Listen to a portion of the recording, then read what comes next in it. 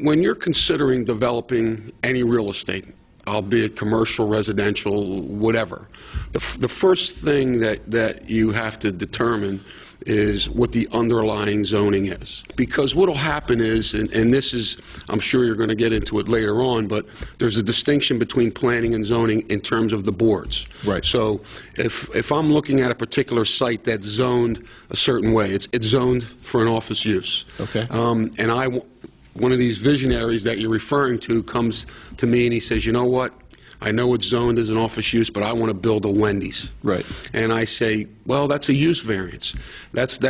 Now they go through a different analysis in terms of whether they want to take that chance or how much risk. Typically, when you're developing a site where it's a permitted use, your risk is diminished. All a planning board can do is impose reasonable conditions on that application.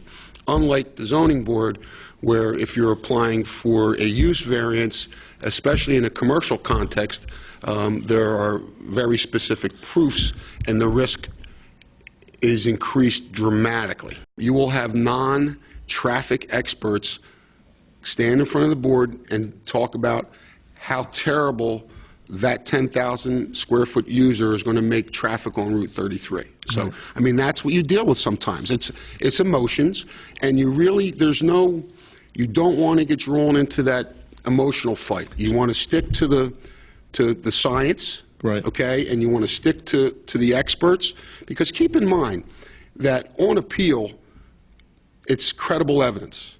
Credible evidence is based upon, if there's only one expert testifying about a particular issue, then it's pretty difficult to consider that uncredible. Right.